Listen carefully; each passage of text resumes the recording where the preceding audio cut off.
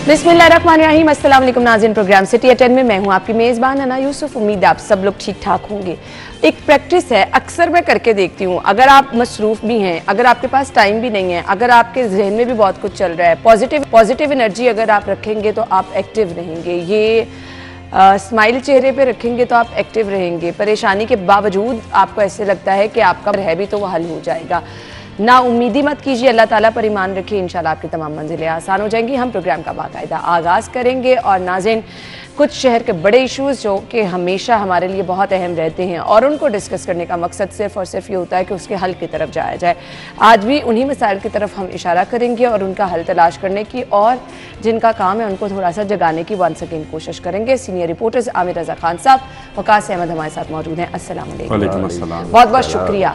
वकास भी मुस्कुराए हैं और आमिर भाई भी मुस्कुराए हैं। इस मुस्कुराहट अल्लाह ताला इसी तरह से सबकी कायम रखे। खुश रहना, खुश रखना कितना ज़रूरी है, बहुत ही ज़रूरी है। और आप दिल आपका मुतमईन हो। मुझे ना वकास अभी एक वीडियो दिखा रहा था जिसमें ऑस्ट्रेलियन प्लेयर जो था वो एक्सरसाइज कर रहा था और उसके पीछे पूरा क्राउड। तो इसने कहा ये क्राउड, ऐसा क्राउड कहाँ से आता है? मैंने इसका कहा ऐसा क्राउड जो है वो दिली इत्मीनान और खुशहाली से आता है, जिसके लिए हमें सबको तगदो करनी चाहिए। और आज जो हमारी नौजवान नस्ल है, जो हमारे यहाँ पे एक बैठा भी हुआ है नौजवान, उसको देखकर यही लग रहा था कि शायद बहुत ही ज़्यादा मायूस है। और वो दीवारों पे भी लिखा होता है मायूसी गुनाह है नौजवान, मैं उसको भी बता दूं। और इस पर किसी कभी मायूस नहीं होना चाहिए, खुश रहें। देखें, खुश रहने के बहाने होते हैं। कई लोग जो हैं बड़ी बड़ी 1-1 1.5 करोड़ रुपए की गाड़ी में भी खुश नहीं होते हैं। और मैंने साइकिल पर बैठे मियाँ बीवी को खुशी से एक कौन ही आपस में शेयर करते, जिंदगी में इत्मीनान और सुकून होना, उनका इत्मीनान कैसा होएगा, उनका सुकून कैसा होएगा। और जो रात को सोते होंगे और उनको कोई फिक्र नहीं होएगा, तो वो चाहे आप फुटपाथ पर ही क्यों ना सो रहे हो, तो इसका मतलब है कि आपका दिल इत्मीनान से भरपूर है। अल्लाह ताला ने आपको एक नेमत अता फरमाई है कि आपके पास जो है उसी पर आपका नाम। ना शुक्री ना कीजिए। हमारी आदत है दूसरों को देख के कंपैरिजन करना। जो नेमत है अल्लाह ताला का शुक्र अदा करें, ये शुक्र आपकी नेमतों में बहुत इजाफा करता है। वकास कुछ ऐड करना चाहेंगे, फिर खबर की तरफ चलते हैं। कुछ कहना चाहेंगे? अच्छा, बस वैसे तो बड़ा प्रिसाइज अमर भाई ने बता दिया है। तो वो मैं इसलिए हंसा था जब आपने प्रोग्राम का इंट्रो दिया ना, तो आपने कहा कि नाउम्मीद नहीं होना और बदगुमान नहीं होना। तो वो आमिर भाई ने बताया कि बद अल्लाह से तो वैसे भी बदगुमानी होना भी गुनाह है, कुफ्र है। तो वो जो खुशी है ना, वो तो आपकी इंटरनल सेटिस्फेक्शन है। अच्छा, वो हर वैसे तो मेयार बड़ा सिंपल सा है। अल्लाह ने जो लाइफ बताई है कि आप खुश रहें, मुझ पे एतमाद रखें, यकीन रखें, मेरी नेमतों का शुक्र अदा करें। बिल्कुल। असल में हमने अपना नेमतों का जो लेवल है ना वो और कर लिया है। एग्जैक्टली। अब मतलब उसकी तो कोई हद ही नहीं है। मेरे पास अगर सैमसंग का मोबाइल है ना, तो मैं बैठ के ये सोचूं मेरे आईफोन कैसे आएगा। नहीं जी, उसका कोई हद नहीं है, इसकी कोई हद नहीं है। वो लालच तो हमारी एक्सपेक्टेशन चलती जा रही है ना, माने रख लिए कि बस अल्लाह ताला देता चला जाए, हम चाहे शुक्र अदा करें ना करें। हम हाल में रहना भूल गए हैं। हम या तो माजी में रहते हैं या फिर मुस्तकबिल में रहने की कोशिश करते हैं। बहुत अच्छी बात। इसका नतीजा ये है कि हम हाल में बैठे बेचारा हमारा वक्त जाया हो रहा है। अगर हम हाल में रहे, इसीलिए बुरा हाल। चले जी, अल्लाह ताला का शुक्र हमें हर हाल में अदा करना चाहिए। हमने अपनी खबर की तरफ जाना है। ब्रेक के बाद हम आपको ज्वाइन करेंगे। स्टे विद अस।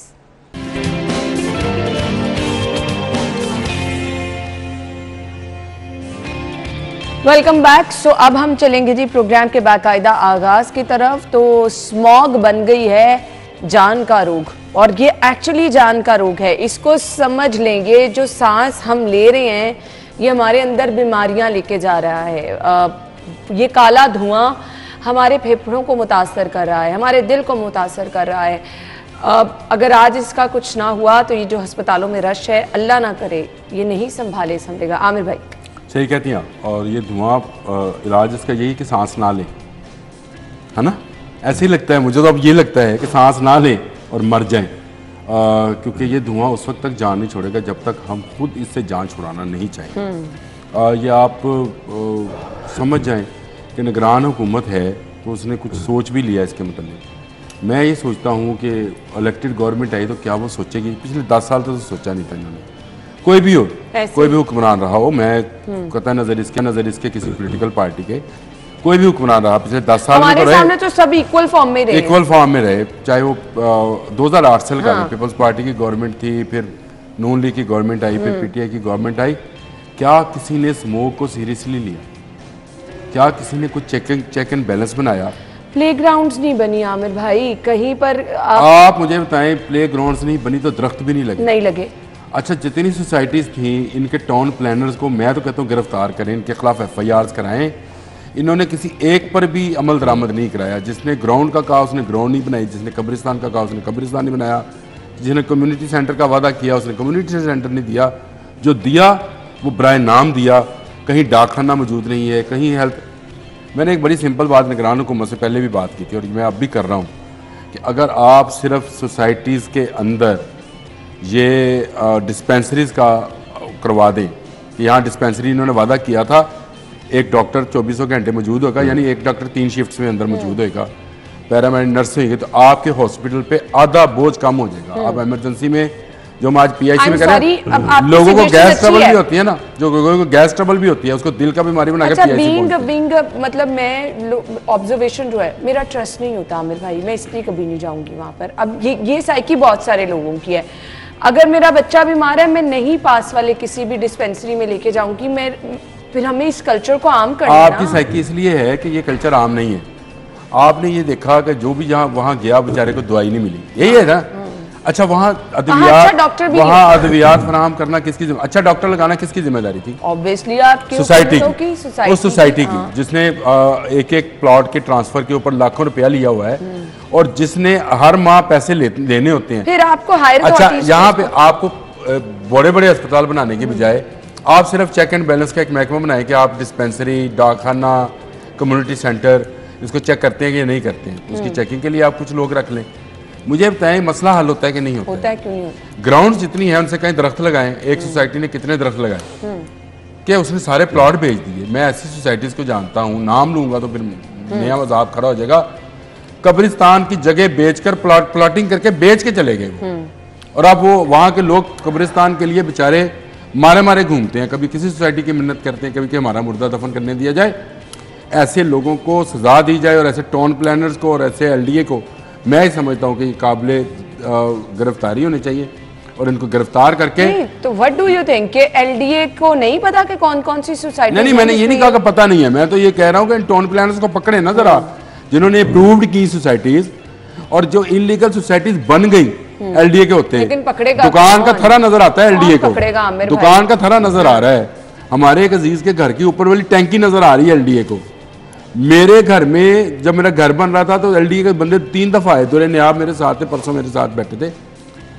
दुल्हे नियाब को मैंने फोन किया, मैंने कहा ये LDA से आते हैं, कहता जी दिहाड़ी लगाना दे। अब मुझे बताएं, वो नजर आता है सोसाइटीज की सोसाइटी बन गई, लालाजार सोसाइटी बन गई, फलाजार सोसाइटी बन गई। ये जहन्नम और दोज़ख कमा रहे हैं, जो हराम खा रहे हैं। वज़ीर आला, निगरान वज़ीर आला ने बिल्कुल सही कहा, लानत है उन पर जिन्होंने खा लिया और जो खा रहे हैं, इन सब पर लानत। बिल्कुल ऐसे ही है। वकास, अच्छा, इतना प्रिसाइजली आमिर भाई ने एक्सप्लेन कर दिया, अब तो बस उसको थोड़ा सा एड ऑन ही करना पड़ेगा। अच्छा, पहले तो ना एक फैक्टर है नहीं है स्मोक का। अच्छा, आप, मैं कहता हूँ कि आप ये भी भूल जाएं, सिर्फ हुक्मरान नहीं, सारे स्टेक होल्डर्स इस शहर के, बल्कि इस मुल्क के। वकास, एक करके ही तो हम वो स्टेयर्स मैं कहता हूँ कि आप स्मोक कह रही हैं ना, आप ये भूल जाएं स्मोक को। आप सिर्फ ये देखें कि आप इस शहर को आप कैसा देखना चाहते हैं। डेफिनेटली हर बंदे की ख्वाहिश होगी एक अच्छा वेल डेवलप्ड सिटी हो। तो वेल डेवलप्ड सिटीज़ जहाँ पे आप इंसान रह नहीं सकेंगे, तो उससे तरकीब से आप क्या मुराद लेंगे? ठीक है ना। अभी हम आमिर भाई ने बात की कि ऐसा लगता है कि हम ऑक्सीजन नहीं, कोई जहरीली गैस इनहेल कर रहे हैं। तो ये तो आने वाले वक्तों में और ज़्यादा होगा। अच्छा, जितनी भी एफर्ट्स अभी हो रही हैं स्मोक को काउंटर करने के लिए, जो 3-4 बड़े फैक्टर्स हैं ना, वो एक डे में उनको काउंटर किया नहीं जा सकता। फॉर एग्जांपल 4-5 दुनिया में जितनी भी रिसर्च हुई स्मोक पे, उनमें 3-4 फैक्टर्स हमारे जो शहर पे हुई उसमें ये है कि आप गाड़ियों से जो आपका धुआं निकलता है, दूसरी जो आप वेस्ट जलाते हैं लोग, तीसरा जो अभी भी फोसल ऑयल हमारी इंडस्ट्रीज में इस्तेमाल हो रही है शहर के अंदर, लोग अभी तक इस्तेमाल कर रहे हैं। ये 3-4 बड़े फैक्टर्स हैं। ये ऐसा आप कर नहीं सकते कि वन गो में आप भाईजान आपने कल फैक्ट्री नहीं चलानी। अच्छा, वो आप वो चलाएंगे तो उस 500 मजदूर जो वहाँ पे काम करता है वो आपको एक्सप्लॉइट करेगा कि जी देखें आपने हमारा काम बंद करवा दिया। तो ये बड़ा तहम्मुल के साथ पेशेंस के साथ अगले 20 साल आपने जहन में रख के प्लानिंग करनी है और लोगों को स्लोली ग्रेजुअली दूसरी टेक्नोलॉजी पे शिफ्ट करना है आपने। तो हम पिछले दिनों दफ़ा 144 लगा देते हैं कि जी आपने जो चावल की फसल की बाकियात है वो नहीं जलानी। अच्छा, हम भी ज़िम्मेदार हैं, गाँव से ताल्लुक़ है, तो मैंने भी अपने घर वाले से पूछा, मैं कहा आप क्यों जलाते हैं? वो कहता की हाल दसो, अगर ना जलाएंगे तो गंदम नहीं होगी। तो ये जो आम किसान है ना, उसके पास इतना ये सोच नहीं है, ना उसके पास इतने रिसोर्सेज है कि वो मुतबादल आपको अप्रोच दे सके। तो ये काम था वहाँ पे आगे फिर गवर्नमेंट का, मुतलका महकमों का, जो ये रियलाइज़ करता है कि हम एक गलत साइड पे जा रहे हैं सारे, यानी ऑल्टरनेट, तो हमें मुतबादल हमने आपको यहाँ पे लेके आना है। जो मौजूदा गवर्नमेंट है, ये सारे एफर्ट्स जो है ना अभी तक, ये कोशिश ये मेरी ये राय है कि ऐसा लग रहा है कि इनिशियली या ग्रेजुअली या थोड़े अरसे के लिए इसको थोड़ा सा काउंटर करने के लिए किए जा रहे हैं। ये लॉन्ग टर्म हल तभी होगा। आपको वावेला नजर आ रहा है तो बस मतलब इससे ज़्यादा कर नहीं सकते ना, क्या करें आप। हमने पिछले दिनों गवर्नमेंट ने कहा कि हमने चिंची रिक्शा को यहाँ हमने इनको मुतबादल लेके आना है, तो 30,000 चिंची रिक्शा शहर में जो है वो उन्होंने पीरियड शुरू कर दिया कि जी देखेंगे हमारे तो लोगों का रोजगार है यहाँ पे। अच्छा, वो भी इशू सही अच्छा, है। मैं अप्रिशिएट करती हूँ कि निगरान गवर्नमेंट जो है वो मैयर्स ले रही है। मसनूई बारिश भी हुई, अब चाइनीज टीम भी आ रही है नेक्स्ट वीक में, तो अच्छे की उम्मीद की जा सकती है। लेकिन अगेन आमिर भाई, ये वो चीज़ें निगरान गवर्नमेंट कर लेगी, अभी तक के लिए होंगी, आगे जाके गवर्नमेंट्स ने इन प्रोजेक्ट्स हो या इन चीज़ों को कंटिन्यू ना किया तो, या फिर उसको वहाँ से ही ना लेके चले, फिर दोबारा स्मॉग आई, वहां से शुरू करेंगे तो बात तो वहीं की वहीं रह जाएगी। निगरान हुकूमत जो है इलेक्टेड नहीं है, सिलेक्टेड है। पहली बात तो ये इलेक्टेड नहीं है, तो इनका ये मसला नहीं होना चाहिए कि 30,000 लोगों का रोजगार का क्या मसला है। तो फिर लोगों को फ्यून काश्त करने थे, हेरोइन काश्त करने थे, बेचने थे, शराब की भट्टियाँ लगने थे, क्योंकि लोगों का रोजगार है। ये वो साथ साथ बैठे हैं, क्राइम करते हैं, इनसे पूछें, क्राइम करते नहीं, सॉरी, क्राइम की रिपीट करते हैं, रिपोर्टर हैं, कवर करते हैं क्राइम वाली मुझे ये बताएं तो फिर क्या उनका रोजगार लगा रहने दें? ये कोई तरीकाकार तो नहीं है। मुझे बताएं, जो बंदा एक दुकान बनाकर फल और सब्जी बेच रहा है और वो आपको टैक्स भी देता है, बिल भी देता है, सारी चीजें देता है, उसकी जगह पे एक बंदा आपके रोड के ऊपर कब्जा करके ना आपको टैक्स देता है, कामयाब ना आपको बिल देता है, वो कामयाब हुआ ना, वो कामयाब हुआ, क्योंकि दुकान वाले से तो कोई लेगा नहीं, क्योंकि वो तो बेचारा किराया भी दे रहा है, बिल भी दे रहा है, तो वो 1 आध 2 रुपए 3 रुपए किलो महंगा देगा। उस पे नहीं है। ये चिंची का भी यही हिसाब है। मैंने जिस दिन ये फैसला हुआ था, मैंने उस दिन कहा था मुझे करके दिखा दीजिएगा। आज भी बच्चे चला रहे हैं, आप सिमल हाशमी ने प्रोग्राम भी किया, बच्चों को दिखाया, पुलिस वालों को भी खड़े दिखाया, किसी ने रोका। आज तक कोई चिंची जो है वो रजिस्टर्ड नहीं हुई, पता नहीं हुई कि नहीं हुई, मुझे नहीं पता, लेकिन मैंने नहीं बहुत कम नहीं, पता नहीं हुई कि नहीं हुई, क्योंकि मैं रोड पर जितनी चिंची देखता हूँ, ये जो हमारा रोड है, जो फातिमा जिन्ना रोड जिसपे हमारा ऑफिस है, ये रोड मुल्तान रोड जहाँ से मैं रोज गुजर के आता हूँ, ये फिरोजपुर रोड, ये आपका पीको रोड, मुझे किसी एक जगह पे मैंने आज तक रजिस्टर्ड चिंची नहीं देखा। आज के दिन तक की बात कर रहा हूँ। वो होंगे भी नहीं, वरना आपको बहुत अच्छा, वो चिंची बफल्स निकालते हैं, वो बच्चे चला रहे हैं, सही कह रहे हैं, लोगों की गाड़ियों को तबाह कर रहे हैं, लोगों के सेहत को तबाह कर रहे हैं, और ये कहा जाता है जी रोजगार है जनाब, और रेडी ना लाएगा तो फिर जराइम करेगा। नहीं आमिर भाई, माजरत, मुझे ब्रेक की तरफ जाना है, काश प्लीज यहीं से कंटिन्यू करेंगे। नाज़रीन, ब्रेक लेते हैं, वापस आएंगे एक ब्रेक के बाद, हमारे साथ रहिएगा।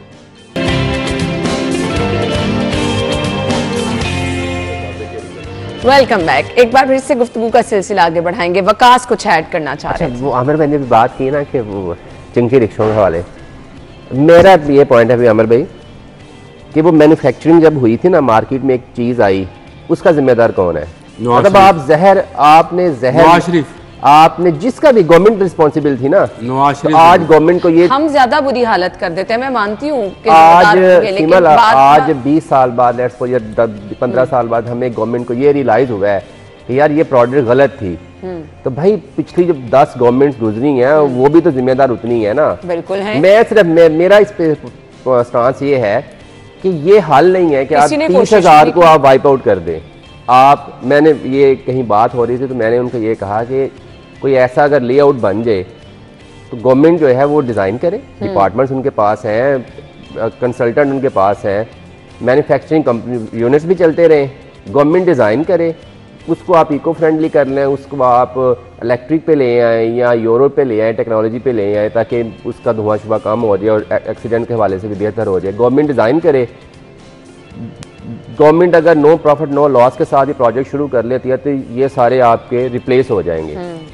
ये बड़ी अच्छी तस्वीर ये है वैसे ऐसा एक दिन में आप वाइप आउट करके आते हैं कि लोग अलग हैं। तो अपॉर्चुनिटी देना, एक दिन में वाइप आउट कोई चीज़ नहीं होती, नहीं हो सकता।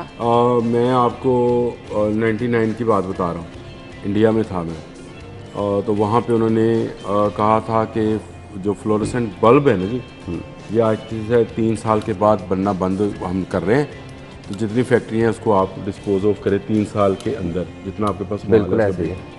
इसी तरह उन्होंने 2 स्ट्रोक रक्शे पे पाबंदी लगाई, 4 स्ट्रोक किया उसको। हमारे यहाँ पे भी इसको अमल किया गया। फ्लोरेसेंट बल्ब तो खैर जो तार वाला बल्ब होता था वो तो बंद हो गया। हाँ जी। उतना पैसा किसी के पास नहीं रहा कि 100 वाट का बल्ब लगा ले, वो 7-7 वाट के अब वो लगते हैं।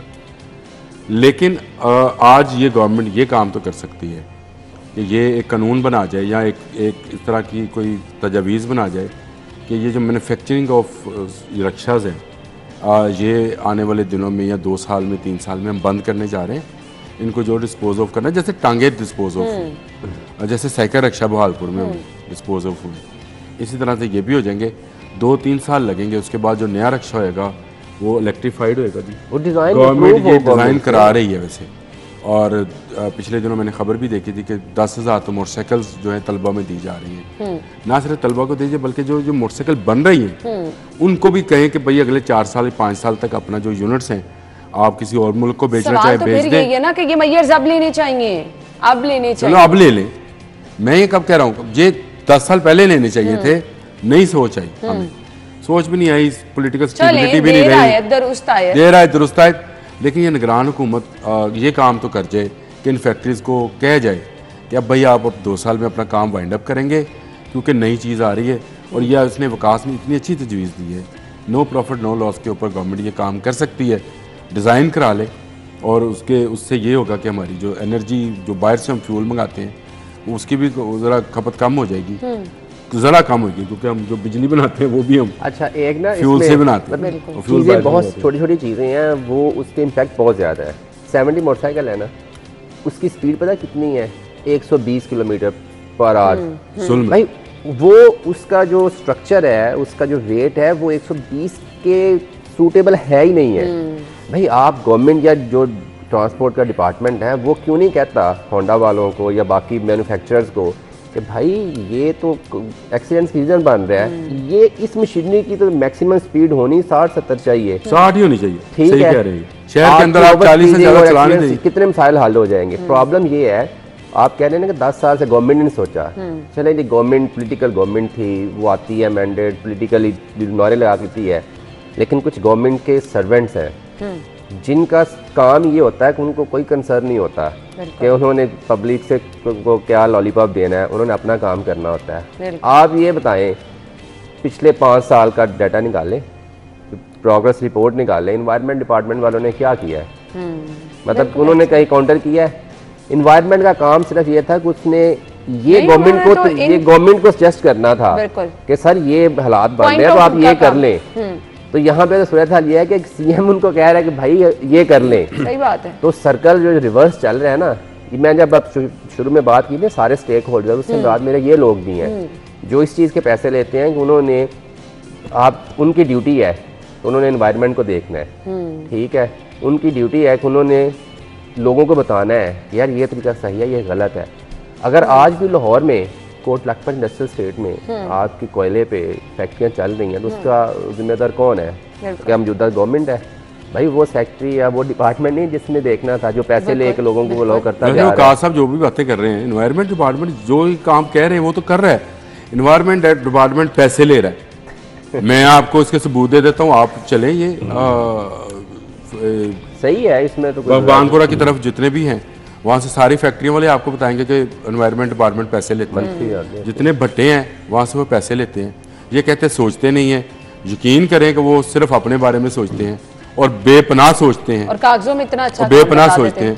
और इन्वायरमेंट के मतलब इन्होंने कहा जी वो काम नहीं करते, तो इन्वायरमेंट के मतलब ये जो आपको नज़र आ रही है बाहर, ये जो स्मोक नज़र आ रही है, तो ये उन्हीं का किया जरा काम है। तो सारे काम तो वो कर रहे हैं भाई, पैसे भी ले रहे हैं, एनवायरनमेंट पे काम भी कर रहे हैं और वो आ भी रहे हैं। अब मैं आपको बताऊं, आप जितनी मर्जी सजेशंस दे लें, जितनी मर्जी कोई राइट ट्रैक पे जाने की बातें कर लें, दरख्त लगाने की बातें कर लें, हाउसिंग सोसाइटी की हमने बात की, ये चीजें नहीं चेंज होने वाली। जो अच्छा चेंज सीएम साहब लेकर आ रहे हैं, चाइनीज टीम जो आ रही है, वो हमारे लिए कितनी फ्रूटफुल होगी। ब्रेक लेंगे, ब्रेक के बाद आएंगे तो इस पर बात करेंगे। स्टे विद अस।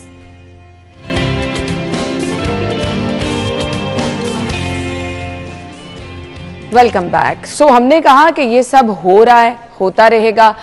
दुआ ये है कि अल्लाह ताला हम सबको बेहतरी की तौफीक दे, जिन जिन का काम है वो सब काम करें। अच्छा, अब जो सीएम साहब ने इनिशिएटिव लिया है, चाइना ने हमेशा हमारी बहुत मदद की है और हमने देखा कि बहुत कामयाब तजुर्बात हमारे चाइना के साथ रही हैं। तो आई विश, आई होप ये भी तजुर्बा कामयाब रहे। वकास, मैं ना आपको एक मिसाल देता हूँ जी, अल्लाह ना करे ये भी इसका भी ऐसा ही हाल हो।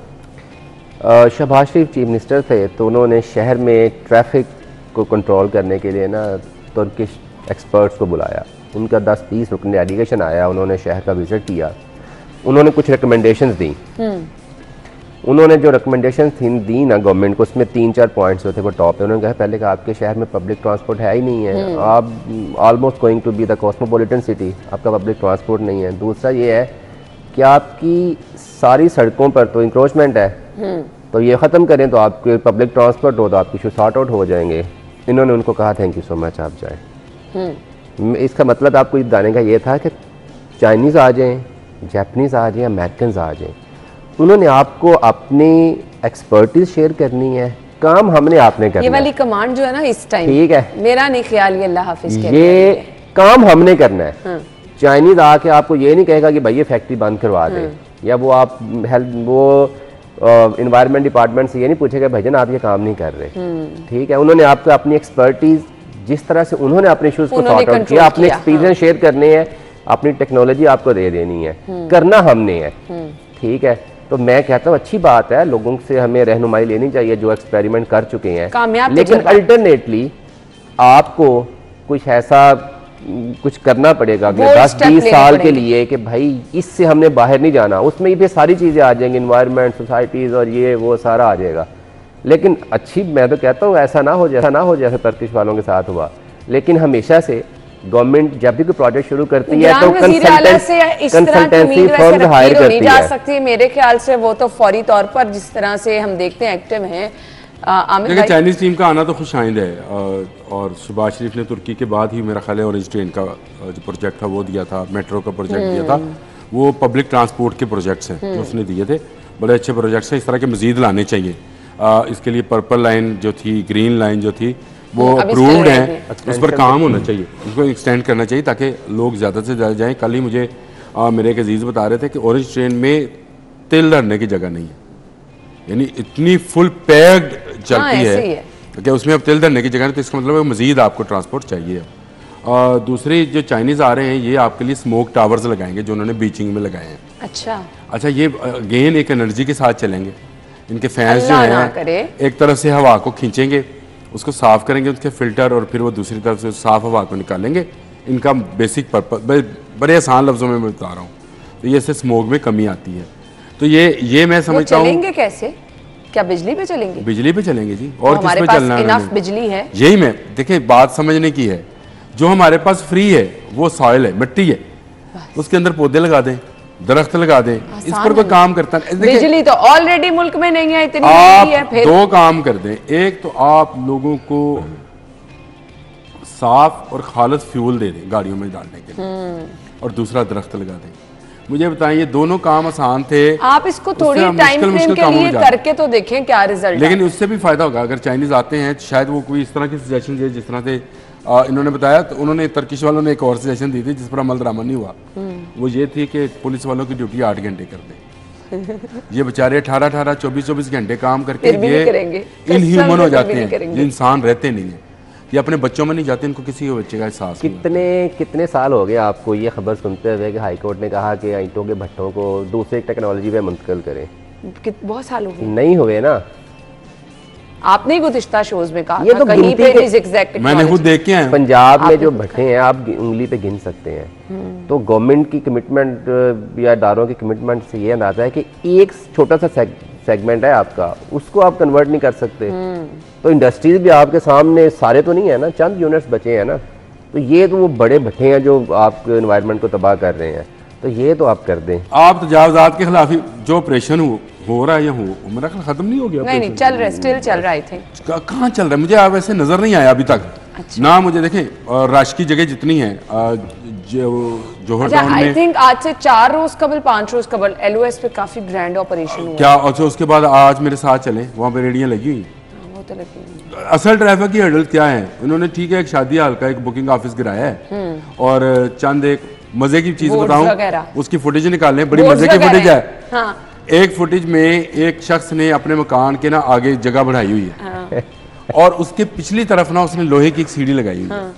जो जगह उसने बढ़ाई हुई है ना फुटपाथ के ऊपर, उसको नहीं गिराया। जो लोहे की सीढ़ी है ना, उसको एसी साहबा, जो एसी साहब हैं, एसी साहबा हैं, वो उसको गिरवा रहे हैं। हाँ। लोहे की सीढ़ी गिरवा के वो जो उनका वो जो पंजाब जो बना होता है उसको लेके वो आगे चले गए और आगे फ्लैक्सीज लगी हैं ऊपर ना, उनको गिरा रहे हैं। आप मुझे बताएं, ये ऑपरेशन आंखों में धूल झोंकने के लिए ऑपरेशन है? मुझे कोई एक जगह बता दे जहां पे दोबारा सीएम साहब ने कहा है कि बहुत बड़े पैमाने पे है तो करके दिखा रहे हैं, बस कोई बहुत बड़े पैमाने पे नहीं कर रहे ना। ये ओरिजिनली नक्शा निकाल रहे हैं कि किसकी कितनी जगह है। मैं आपको एक ऐसे बंदे के मतलब भी बता सकता हूँ जिसने रोड पे कब्जा किया हुआ है, लेकिन उसको हटाने वाला कोई नहीं है। आज तक कोई गवर्नमेंट शहर से भैंसे तो निकाल नहीं सकी। चलो मुझे ये बता दें, रिहायशी इलाकों में है ना, वो तो निकाल नहीं सके। फुटपाथ नए बने, हमारे घर के पास फुटपाथ नए बने, लेकिन उसके ऊपर तजावजात, उसमें दुकानें खुद बना के, दुकानें क्या बनाई, खैर वो छप्पर से बनाए, लेकिन वहाँ पे काम हो रहा है। मुझे बताएं कहाँ ऑपरेशन था? मुझे तो नज़र नहीं आया। मैं ठोकर पे भी गया, मुझे ऑपरेशन नज़र नहीं आया। बंद दुकानों को सील करके, वो उसकी खबर भी चली, एसी साहबा जो थी वो बंद दुकानों को सील करके चली गई। मुझे बताएं इस तरह से ऑपरेशन होते हैं। किसी ज़माने में मियाँ अजहर ने ऑपरेशन कराया था अंदरून शहर में। हमें याद है अंदरून शहर में बाज़ारों के दोनों तरफ नालियाँ थी, खाली कराई थी, चीखें निकल गई थी लोगों की, लेकिन उसने ऑपरेशन बंद नहीं किया था।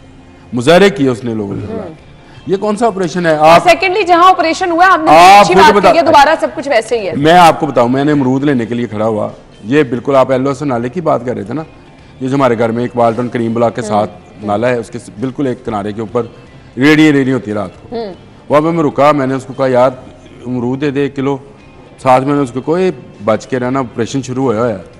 उसका जवाब जो था अमरूद वाले का पता क्या था? उन्होंने कहा जब गवर्नमेंट छड्डो हाई कोर्ट भी आ जाए ना, सानू नहीं जेल आ सकती, असं 10,000 रुपये महीना देने हैं। सही बात, एक रेडी का 10,000 रुपया महीना देते हैं वो। मैंने कहा किन्नू देना तू? कहता तुहाडे गवर्नमेंट के बंदे वो आके लैके जाते हैं। तो मैं कहा ऑपरेशन, कहता ऑपरेशन तो पहले सन 2 घंटे पहले दसणगे कि तुसीं इस टाइम तो हटा देना, असीं अपनी गड्डी लंघानी है तो उसकी फुटेज बनानी कि रोड खाली है। डिस्ट्रिक्ट गवर्नमेंट सारा कुछ मतलब फिर मुझे नहीं पता ये इसमें डीसी इन्वॉल्व है, इसमें डीसीआर इन्वॉल्व है, उसमें कौन इन्वॉल्व, मुझे गवर्नमेंट मशीनरी है ना, गवर्नमेंट मशीनरी का नहीं पता। मैं आपको एक अमरूद वाले की बात बता रहा हूँ। वो कहता है 10,000 रुपये महीना देता, हाईकोर्ट भी आ जाए तो हमें नहीं हटा सकती। क्यों? ऑपरेशन से 2 घंटे पहले हमें उन्होंने बताना कि आप लेके चले जाएं, हमने गाड़ी गुजार के एक फुटेज बनानी है कि ये रोड क्लियर है। अब मुझे बताएं जहाँ ये मामला होएगा वहाँ कौन सा ऑपरेशन और कौन सी आमिर भाई, लेकिन हम उम्मीद ही कर सकते हैं और दुआ कर सकते हैं कि आने वाले हफ्तों में आने में हमें ये स्मॉग वाले, जी मुझे वाइंड अप की तरफ जाना है। सिर्फ दुआ नहीं करनी, हमने जो अच्छा काम हो रहा है ना उसको अप्रिशिएट भी करना है, और जो अच्छा कर रहे हैं ना उनको उनसे दरख्वास्त भी करनी है कि और अच्छा करें। दुआ करें जी, दुआ उन्होंने कहा दुआ करें सर, डंडा चलाएं। अब आए ना डंडे पे, डंडा चलाएं, दुआ पे और डंडे पे। अब भाई ये जो कौम के साथ इज्तिमाई तौर पे हो रहा है, अंदरून के साथ जो आपने किया सर जी, कोई बंदा बाहर से देखने के लिए आए तो कुछ है आपके लिए अंदरून दिखाने वाला। पर मैं कहती हूँ वाकई अगर हम तीनों हाथ उठा के दुआ कर लें, अल्लाह ताला किसी को सुन नहीं लेगा, बिल्कुल ऐसे ही है। थैंक यू सो मच, बहुत बहुत शुक्रिया। नाज़रीन हेडलाइंस के बाद ज्वाइन करते हैं।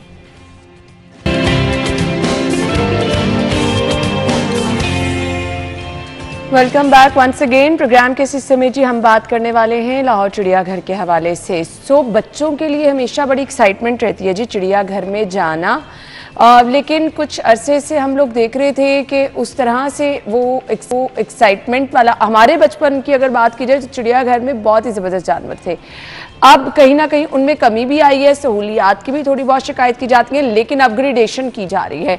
सीएम साहब की जानिब से खुसूसी हिदायत दी गई। अब इस अपग्रेडेशन में क्या क्या चीज़ें शामिल हैं, इन डिटेल आपसे वो भी डिस्कस करेंगे। सेकेंडली, बहुत ज़रूरी है कि गर्मियों सर्दियों में जो इनिशिएटिव लिए जाते हैं जानवरों की हिफाजत के लिए, उनके बारे में भी डिस्कस किया जाए।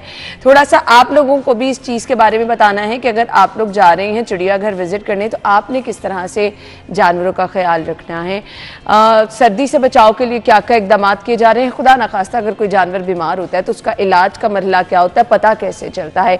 सो ये आज का हमारा टॉपिक होगा, इस पर हम बात करेंगे। अपने मेहमानों का तारुफ मैं कराना चाहूँगी। जी, हमारे साथ गुलाम रसूल साहब मौजूद, डायरेक्टर जू सफारी हैं, और इसके साथ साथ डॉक्टर रिजवान वेटनरी ऑफिसर हैं। वेलकम कहेंगे अपने मेहमानों को। अस्सलाम वालेकुम जी, thank you so much. Ghulam Rasool साहब, आपसे मैं स्टार्ट कर लूँगी। सीएम साहब ने खुसूसी हिदायत दी और एक्सटेंशन का काम चल रहा है चिड़ियाघर में, क्या क्या काम चल रहा है?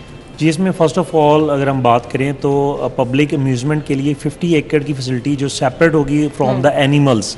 इसमें एनिमल वेलफेयर के पॉइंट ऑफ व्यू से देखा जाए तो जो पब्लिक अम्यूज़मेंट फैसिलिटी है इट शुड बी सेपरेट।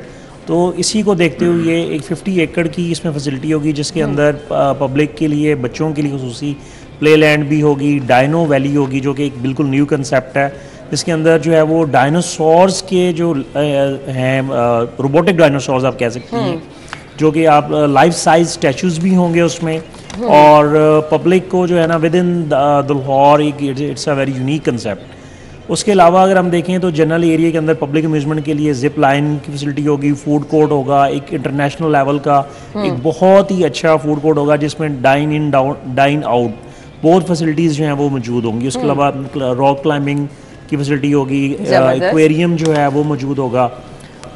और अगर इससे हम हट के देखें, अगर एनिमल पॉइंट ऑफ व्यू से अगर हम देखें तो इसमें जो एक बड़ा ही एक अहम चीज़ जो इनकॉर्पोरेट की गई है, सिंगापुर ज़ू जो है उसका थीम जो है ना इसमें अडॉप्ट किया गया है। और जैसे कि आप इंटरनेशनली देखते हैं कि हर एक एनिमल का जो उसका आपको जब एनिमल आप देखते हैं ना उसको हैबिटेट की फील आती है।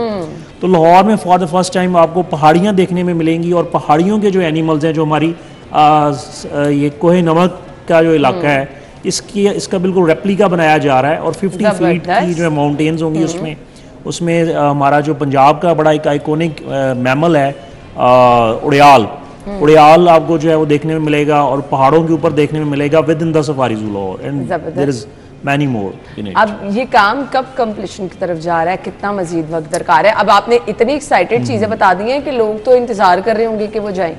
जी, इसमें काम डे एंड नाइट हो रहा है, और इंशाल्लाह 31 जैन तक ये सारी चीज़ें जो है ना जो मैंने अभी बयान की हैं इंशाल्लाह दे विल बी कंप्लीट, और after that it will be open for the public. चलें जी, दैट्स रियली ग्रेट। अब हमने बात करनी है सर्दी की शिद्दत जैसे जैसे बढ़ रही है।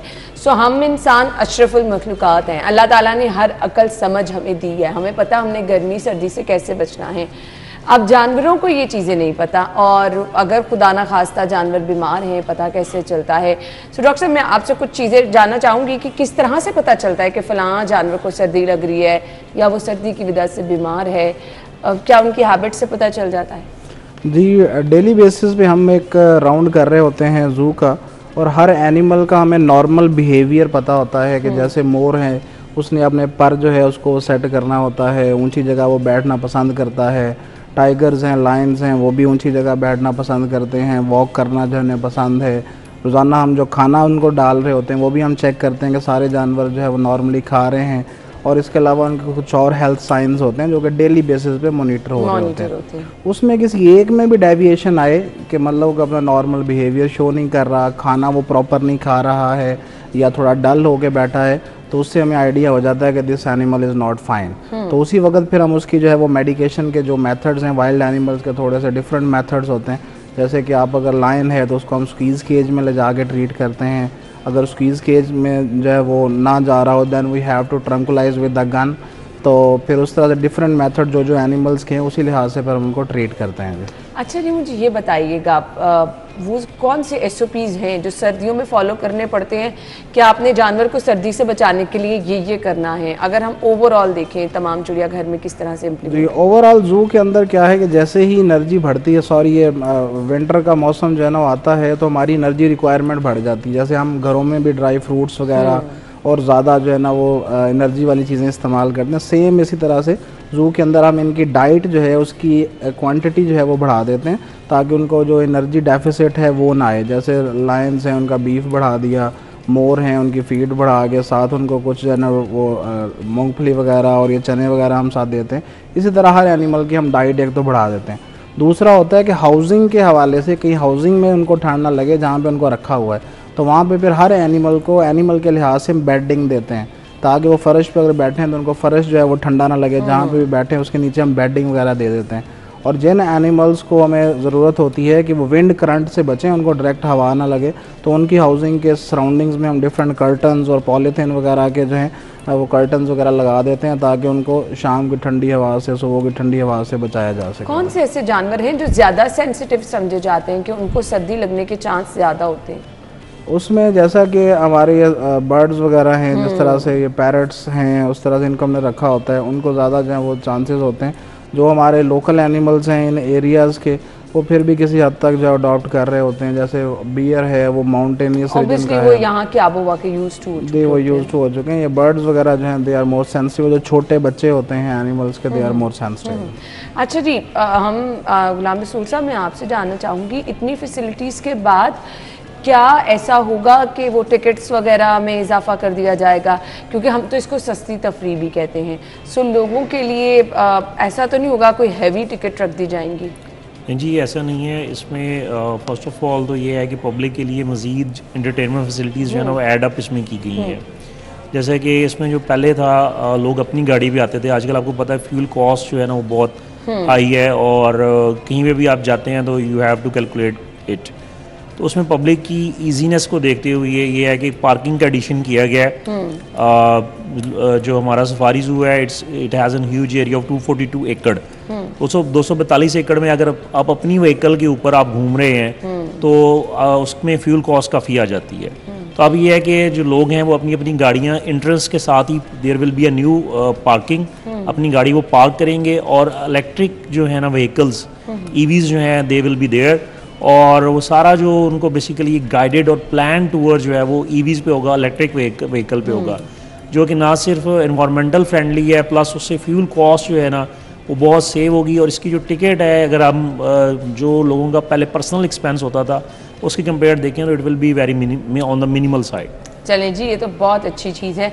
जानवरों में हमेशा बड़ी बच्चों की अट्रैक्शन रहती है, नए नए जानवर बच्चे देखना चाहते हैं। वो जानवर अब जो जू में पहले होते थे, पांडा होता था या फिर हाथी जो अब नहीं है, क्या उनको भी ऐड किया जाएगा?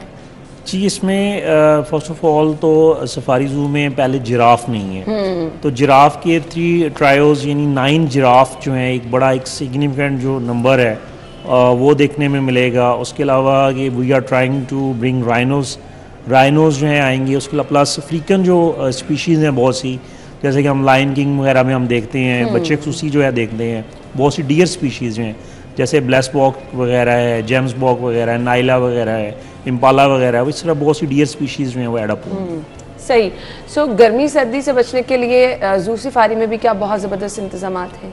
जी इसमें जैसे कि I will give credit to my veterinary team. हमारे पास इस वक्त सफारी में जो पंजाब वाइल्ड लाइफ के most experience vet doctor Rizwan जो हैं मौजूद हैं, और अल्हम्दुलिल्लाह I have served at the many station within the Punjab wildlife department. इस वक्त we have the best team and अल्हम्दुलिल्लाह एवरीथिंग इज़ क्वाइट वेल। सही। अच्छा, बच्चे ना बड़ी इंटरेस्टिंग चीज़ें देखना चाहते हैं। स्नेक हाउस मुझे याद पड़ता है जू में होता था, बड़ा ज़बरदस्त होता था। सो ये चीज़ें भी फिर टाइमली ग्रेजुअली ऐड की जाएंगी? जी we already have a snake house, उसकी भी इंशाल्लाह अपग्रेडेशन होगी। और स्नेक हाउस तकरीबन जो है ना वो सभी वाइल्ड लाइफ जो फैसिलिटीज़ हैं लाहौर में स्पेशली हर जगह पे मौजूद है। लाहौर जू में भी है, जल्लो में भी है, और मतलब कह लेंगे इसको मज़ीद जो है इम्प्रोवाइज़ किया जाएगा। सफाई सुथराई एक बहुत बड़ा इशू है, पब्लिक फैसिलिटीज़, वॉशरूम वगैरह होना, ये भी आपके इस तरह की जगहों पर बहुत ज़रूरी होता है। इन चीज़ों पर भी काम किया जा रहा है? जी डेफिनेटली इसमें न्यू वॉशरूम्स भी ऐड हो रहे हैं, और इसमें अगर आप देखें क्लीननेस वगैरह का आप अगर देखें तो इसमें जैसे कि मैंने आपको अर्ज़ की कि पहले ये होता था कि पहले मिक्स एंड मैच होता था, मतलब पब्लिक फैसिलिटीज़, अम्यूज़मेंट फैसिलिटीज़ और एनिमल्स जो थे वो तकरीबन साइड बाय साइड चल रहे होते थे। वहीं पे एनिमल थे, वहीं पे जो है ना वो झूले और ये सारी फैसिलिटीज़ थी, जिससे ना एक थीमेटिक टूर का कंसेप्ट नहीं आता था। Although it was quite well, क्योंकि सफारी में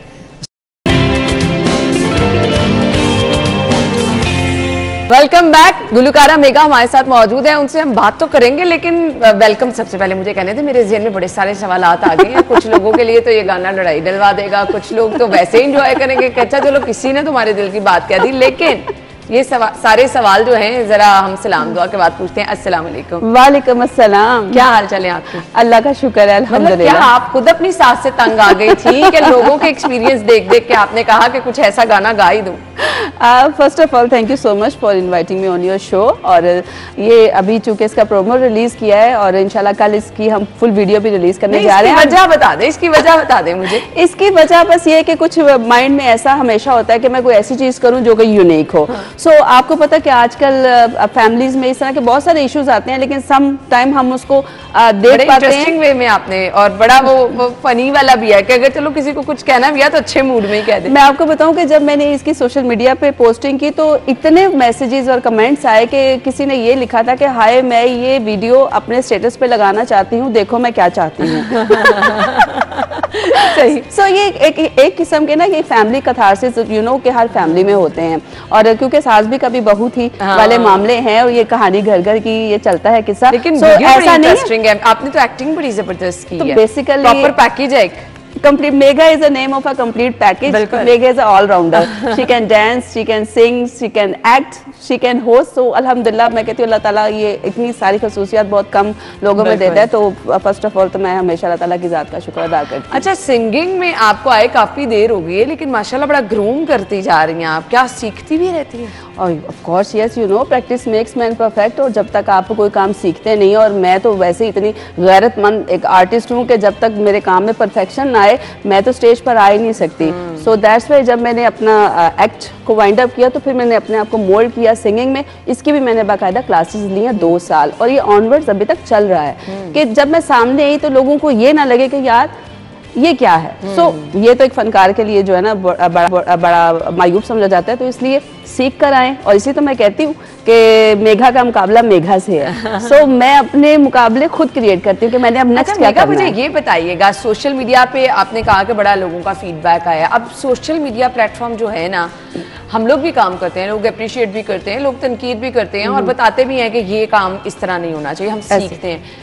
तनकीद करते हैं लोग बहुत ज्यादा, वो बुरा लगता है कि सीखती हैं उससे कुछ। लेकिन मेरी तनकीद जो मेरे काम के हवाले से है ना, वो उस तरह की कभी नहीं हुई अल्हम्दुलिल्लाह, क्योंकि मेरा काम कुछ ऐसा है ही नहीं कि जो उसको तनकीद की जद मिलेगी। बट यू कैन से कि हेटर्स एग्जिस्ट एवरीवेयर। तो वो जो बिला वजह की चीजें होती है उसको तो मैं इग्नोर करती हूँ, लेकिन जो काम के हवाले से कोई अच्छी बात किया ना, मैं उसको जरूर अप्रिशिएट करती हूँ और हम उस पर बेहतरी भी करते हैं। और सोशल मीडिया आजकल के दौर में मैं कहती हूँ एक तरह की ब्लेसिंग्स भी हैं कि देखिए अब आप किसी के मोहताज नहीं रहे फर्स्ट ऑफ ऑल, वरना तो पहले आपको पता है कि बहुत ज्यादा कुछ पेड भी होती थी के लिए तो मेरे ख्याल से एक खुला प्लेटफॉर्म होता है उनके काम की अप्रिसिएशन के लिए, उन्हें किसी और दाद की जरूरत नहीं रह जाती है। मैंने इसलिए तो एक लफ्ज यूज किया मोहताजी नहीं रही, तो मेरा ख्याल है कि बहुत बड़ी ब्लेसिंग भी है। तो अगर आप इसको अच्छे तरीके से यूज करते हैं, सो स्काई इज योर लिमिट, क्योंकि ये आप विद इन अ सेकंड पूरी दुनिया में आप जा रहे हैं ना। तो मैं तो समझती हूँ कि अगर आप इसका बेहतर यूज करते हैं सोशल मीडिया का, तो या एक फनकार को बहुत यूज देता है। हम करते ही रहते हैं, वीकेंड है तो हम चाहते हैं लाहौरियों का वीकेंड स्पेशल बनाएं, थोड़ी सी आपसे गाने के इल्तमास करेंगे हम। आप यहाँ पे मौजूद हैं तो हम गाना ना सुनेंगे तो हो ही नहीं सकता। सो क्या सुना रही हैं? ये तो आपने मेरा प्रोमो देखा, इसकी जो फुल ताफो स्टूडियो सीजन 1 यूट्यूब पर इसकी वीडियो लॉन्च होगी, ये आप जरूर देखिएगा। इसके साथ साथ मेरा एक नया सॉन्ग एटीट्यूड भी आ रहा है, वो मैं आपको सुनाऊंगी। इसकी वीडियो आप देखेंगे जनवरी में। चलें जी, जरूर जरूर चलें जी, हमें सॉन्ग सुना जी। तो ये जिस नखरे और एटीट्यूड की आप बात कर रही हैं, वाकई आपकी पर्सनैलिटी ऐसी है? देखिए, नखरा तो काम में होना चाहिए ना, और वो नजर आना चाहिए। आम लाइफ में वैसे मैं इतनी एटीट्यूड वाली नहीं हूँ। तो ये गाने के अंदर तो बड़ी आपने खतरनाक बातें बताई हैं कि तो अच्छी बात नहीं है कि वाकई में सपनी पाल दी। और सोशल मीडिया का दौर है, इसमें हमने सब कुछ डिस्कस किया। बिल्कुल ऐसे और वैसे भी जिंदगी में जो है ना सांपों से दूर ही रहना चाहिए, क्योंकि जो आस्तीन के सांप होते हैं ना सबसे ज्यादा नुकसान पहुंचाते हैं जो आपके सराउंडिंग्स में होते हैं। बिल्कुल ऐसे ही है। अच्छा मुझे ये बता दीजिएगा, आगे भी कुछ आपका काम पाइपलाइन में है? आप माशाल्लाह एक के बाद एक सॉन्ग आता ही चला जा रहा है, खासी मेहनत कर रही हैं। बिल्कुल मेहनत कर रहे हैं, और सबसे बड़ी बात कि मैं अपने ऑडियंस का शुक्रिया अदा करना चाहती हूँ, क्योंकि इनके प्यार की वजह से आज मैं इस मकाम पर हूँ। बिल्कुल। सो अब ये देखिए कि शोबिस में आप चाहे सिंगिंग के प्लेटफॉर्म में हैं या एक्टिंग के प्लेटफॉर्म में, मेन तो आपकी ऑडियंस ही है ना जो आपसे प्यार करती है। सो उनको जब तक काम पसंद आता रहेगा मेगा परफॉर्म करती रहेगी। बिल्कुल। आइडियाज कहाँ से आते हैं, क्योंकि लोग अब बड़ा डिफरेंट कुछ सुनना भी चाहते हैं। आपको ये सॉन्ग सुन के कैसा लगा? मैं वही कह रही हूँ कि मतलब आपके आइडियाज यूनिक हैं, कहाँ से आते हैं? आपकी पर्सनल ये सारी सिलेक्शन होती है? जी बिल्कुल। जब हम लोग बैठते हैं ना तो मुख्तलिफ आइडियाज़ पे हम लोग काम करते हैं, तो उसमें से जो मुझे बहुत चूजी लगते हैं ना कि यार ये इसमें कुछ स्पार्क है, तो उसको हम लोग पिक कर लेते हैं। अब जैसे ये सस शुद्धनी है, ये आम बात नहीं है। कौन है जी बहू जो अपनी सस को शुद्धनी कहेगी? घर में रहने देना आपने किसी को? हाँ जी। और देखिए ऐसा भी नहीं है। हाँ।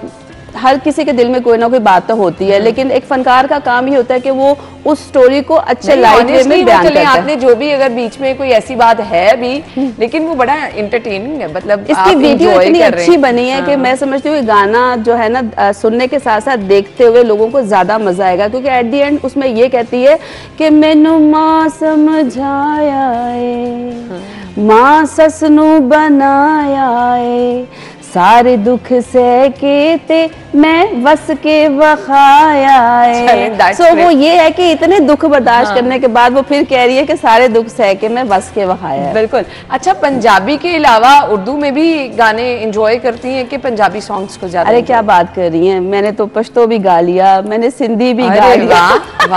अगले नेक्स्ट शो में ना, हाँ जी आगे इंशाल्लाह नेक्स्ट शो में हम पश्तो भी सुनाएंगे, सिंधी भी सुनाएंगे इंशाल्लाह जी इंशाल्लाह। मैसेज क्या देना चाहेंगी देखने वालों को? मैसेज मैं यही कहूंगी कि चूंकि आजकल बहुत ज़्यादा स्मोक भी है और फोक भी है, तो अपना बहुत सारा ख्याल रखें, स्पेशली सेहत के हवाले से बहुत ज़्यादा इश्यूज चल रहे हैं आजकल। और मैं सिटी 42 पे सुबह देख रही होती हूँ कि आप लोग बोल रहे होते हैं कि मास्क का इस्तेमाल करते हैं, तो प्लीज़ आप ये जो प्रिकॉशंस है ये ज़रूर करें, और स्पेशली बच्चों को इससे ज़रूर बचा कर रखें। बिल्कुल ऐसे ही। Thank you so much, good luck. बहुत ज़बरदस्त गाना है, बहुत ज़बरदस्त चीज़ें आप आगे करने जा रही हैं, तो इसी तरह आप कामयाब हो। Thank you so much and thanks for inviting me again. Thank you. नाज़रीन अपना ख्याल रखिएगा, हमारी और आपकी मुलाकात होगी अब मंडे को, तब तक के लिए इजाज़त दीजिए, अल्लाह हाफिज़।